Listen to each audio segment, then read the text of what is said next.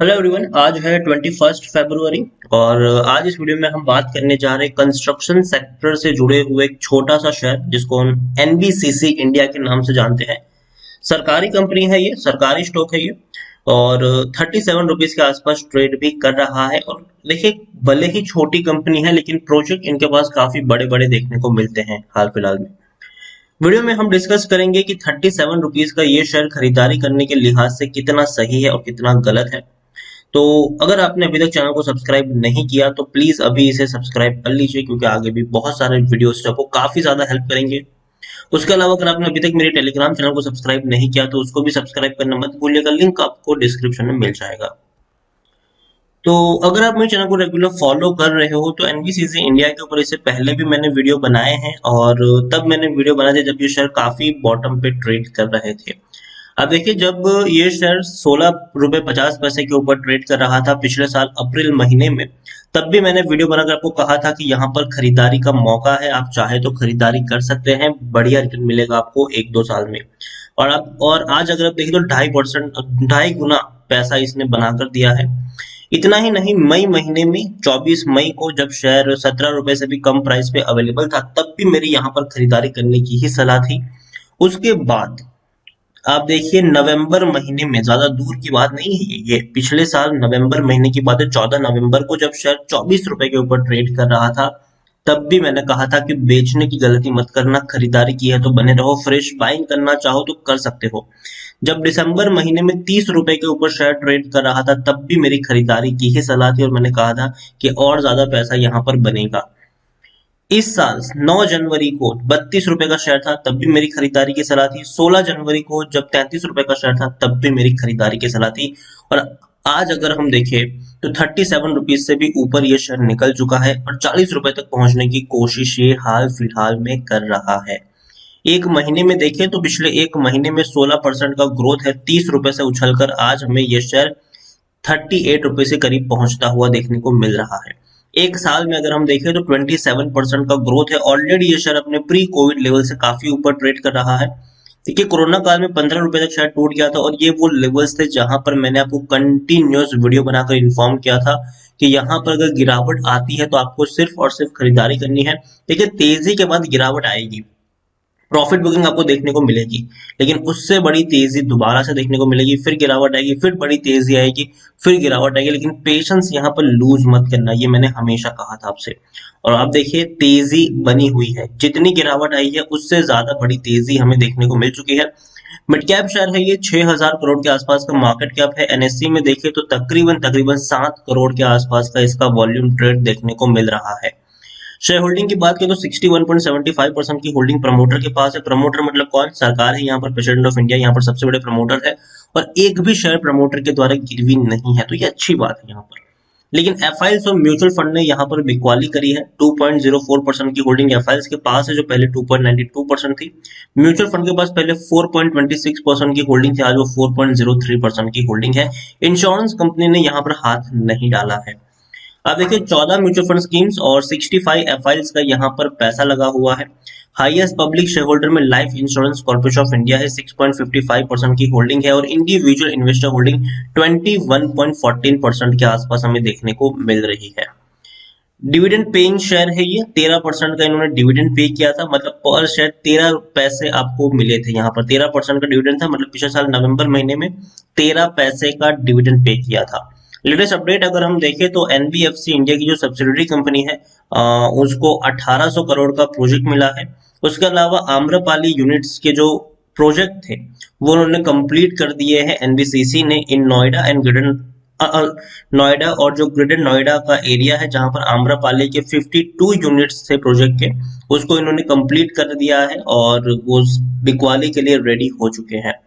आम्रपाली हम सबको पता है कि भैया काफी ज्यादा स्कैम हुआ था, काफी मतलब डीले हुए थे, और जो फ्लैट थे बाद में सरकार ने और सुप्रीम कोर्ट ने जो था वो जो प्रोजेक्ट थे वो एनबीसीसी को हैंड ओवर कर दिए थे, और एनबीसीसी ने अधूरा काम जो था उसको पूरा करने का काम किया था, और उन्होंने अब ये काम पूरा कर लिया है, और अब लोगों को उनके खुद के घर मिलना शुरू हो चुके हैं। यहाँ पर आप देख सकते हैं कि एनबीसीसी इंडिया टेक्निकल रेटिंग अभी भी शानदार है, यहाँ से तेजी के संकेत है और ऊपर तक शेयर जा सकता है। उसके अलावा according to Moneycontrol user 80% लोग खरीदने की सलाह दे रहे हैं, 20% लोग आपको बेचने की भी नसीहत यहाँ पर दे रहे हैं। एनबीसीसी इंडिया अगर हम देखने की कोशिश करें एक और तरफ, तो नतीजे इनके आए थे और नतीजे अच्छे हैं, शानदार है। अब देखिए कोरोना की वजह से रेवेन्यू में काफी बड़ा गिरावट आई थी। 2600 करोड़ का रेवेन्यू जून क्वार्टर में जब लॉकडाउन लगा था, सारे कामकाज बंद थे, तब 685 करोड़ का ही रेवेन्यू हुआ था। लेकिन बाद में सितंबर में जब हम लोग अनलॉक के फेज में आए तो 1375 करोड़ का रेवेन्यू हुआ।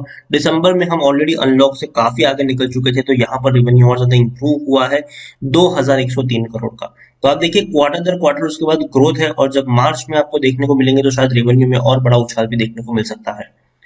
प्रॉफिट भी इनके काफी हद तक इंप्रूव हुए हैं। आप देखिए इवन इन्होंने बीट कर दिए हैं पिछले 4 क्वार्टर के मुकाबले। इस बार का जो रिजल्ट है वो बहुत ही शानदार रहा है, खास करके प्रॉफिट्स को लेकर 97 करोड़ का इनको प्रॉफिट हुआ है, 97 करोड़ का।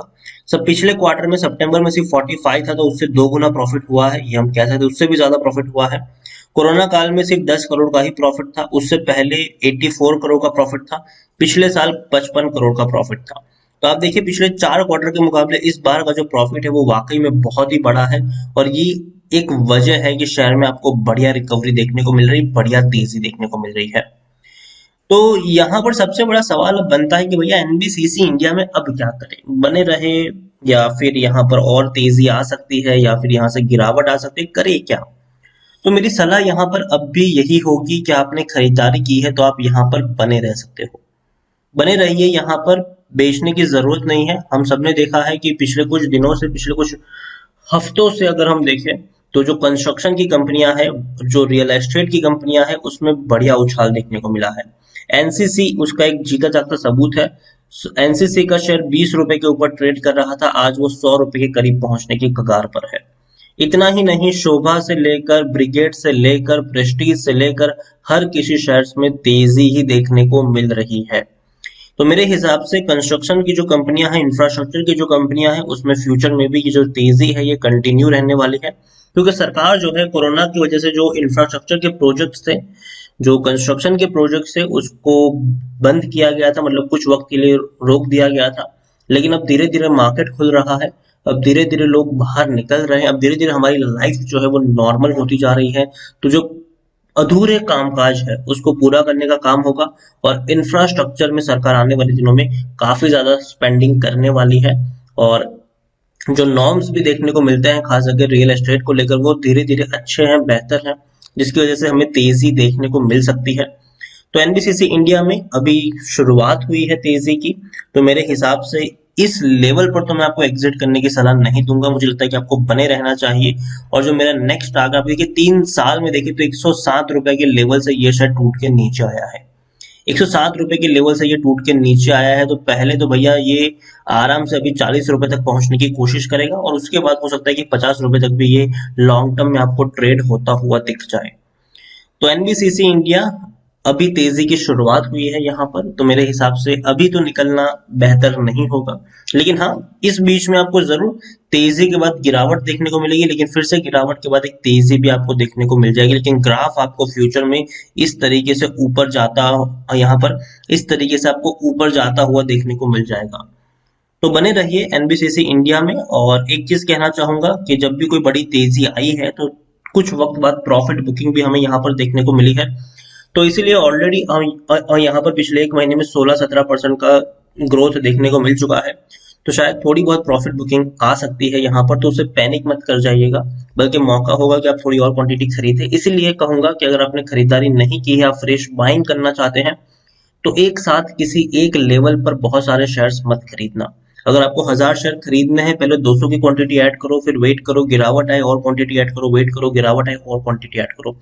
इस तरीके से ही आप यहाँ पर प्ले करिए। और दूसरी चीज मैं आपको ये भी बताना चाहूंगा कि लॉन्ग टर्म का यहाँ पर नजरिया लेके चलिए। खरीदारी अगर करके रखी है तो भी आप यहाँ पर चाहे तो बने रह सकते हैं, और अगर गिरावट आती है तो एक मौका होगा आपके पास कि आप थोड़ी और क्वांटिटी यहाँ पर ऐड कर ले। लेकिन बेचने की गलती यहाँ पर मत करना। तेजी की ये अब शुरुआत हुई है, अब आने वाले दिनों में और बेहतर रैली भी आपको फ्यूचर में यहाँ पर देखने को मिल सकती है। तो जैसे कि मैंने कहा 37 रुपीज का शेयर है, शॉर्ट टर्म में 40 और लॉन्ग टर्म में आपको 50 रुपए तक के टारगेट्स यहाँ पर देखने को मिल सकते हैं। वीडियो को यहीं पे एंड करूंगा। पसंद आया हो तो प्लीज लाइक करें, शेयर करें। चैनल पर अगर आप पहली बार आए हैं तो प्लीज सब्सक्राइब करें, और एनबीसीसी इंडिया के बारे में आप क्या सोचते हैं वो भी आप मुझे कमेंट में लिखकर बता सकते हैं। Thank you.